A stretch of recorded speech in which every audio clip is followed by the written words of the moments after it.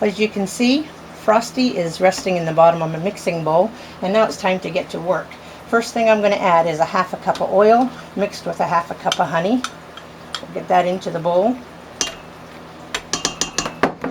The next step is 3 cups of water. If I have whey, I use whey, but right now I just have the 3 cups of water. Whoops, a little splashing there. And about a teaspoon of salt. I'll turn the mixer on. Now once I get that really well blended, I'll show you how I add my flour. What I've done is mixed rye flour and white unbleached flour together in my bowl. I'm going to be adding up to 12 cups of flour. And in the beginning, as you add your flour, you can be generous with it. Once your batter starts to thicken, once your dough starts to thicken, it's best to add your flour slowly. I wish I had a self-turning bowl, but this brand doesn't turn by itself really, so sort of help it along with my spatula. I'm just trying to get it well blended. You can see it's still very, very wet. And that'll change as I add my flour. So I'll just continue to add flour to this.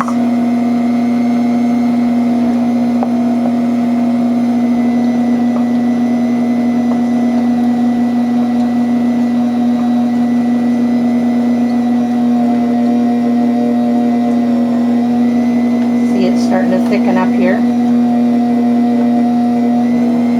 Alright, I'm going to add the rest of my flour in this bowl.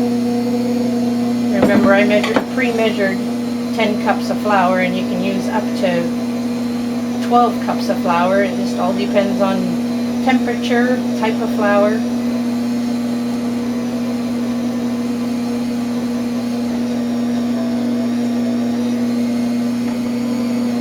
Okay, so I'll finish blending this in, and then I'll show you how I add the rest of the flour. Right, I added my 11th cup of flour now, and now you can see the mixer's having a hard time chopping through. So this is where I'm going to put flour on my counter, and I will put the dough on, and I'll continue kneading the rest by hand. I'm taking the beaters off. Remove the bits of dough from the hooks here. Now this is a fairly sticky dough, and I put a lot of flour on the counter. So at this stage, I'm just going to pull all this dough out. Try to collect all these bits of dough. Okay. And at this point, you just like to get yourself into a nice sticky mess. So I take my flour, sprinkle a good amount on my flour, and then I'm just going to get in and I'm going to knead. Think of a cat's claws kneading in and out. That's the beginning of the kneading. And I knead for, I don't know, up to 5 minutes, sometimes up to 10, again, depending on the temperature. It should feel satiny, and it should no longer stick to your fingers. And then you know that you're done.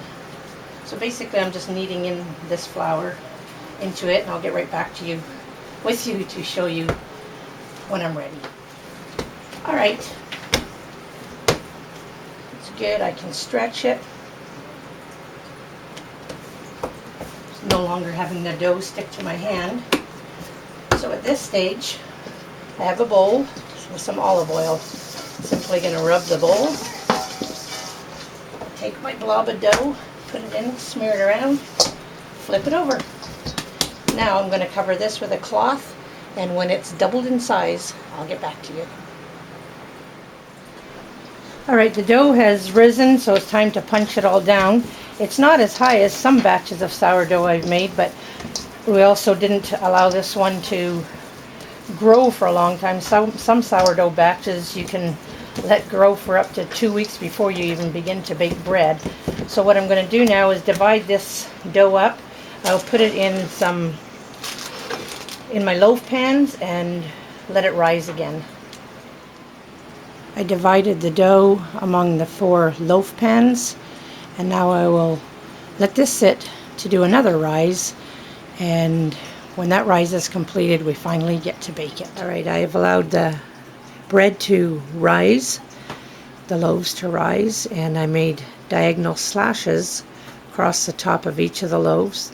That just helps it not to split when you're making sourdough bread, so the dough doesn't split while it's being baked.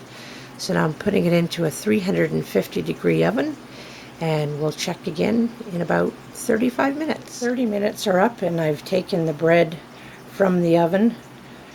This is not the tallest sourdough bread I've made. I'm sure if I had let the starter grow for a time longer, I would be having a taller bread.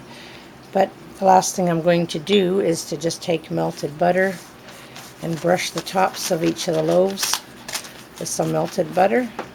Sorry for jiggling the camera.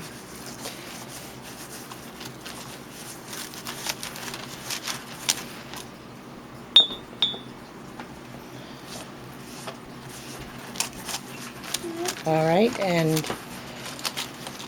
the last step to do is I'll pull the loaves out of the loaf pans and allow them to cool. I simply pulled the loaves out of the loaf pans as I have wax paper around them, and I'm just going to allow them to cool, and when they're cool enough to slice, we'll have to slice in and take a look at what they look like on the inside. It cooled enough that I can slice through it now. So take a look at it. Oh, I'd say it looks like pretty good sourdough bread made from frost wild grapes.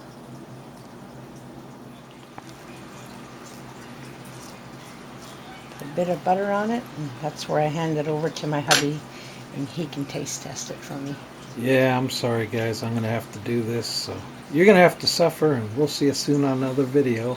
This is Tam Wendell with Bushcraft on Fire, thanking you for joining me on this wild adventure of gathering yeast from nature and baking your own bread. We'll see you soon on another video.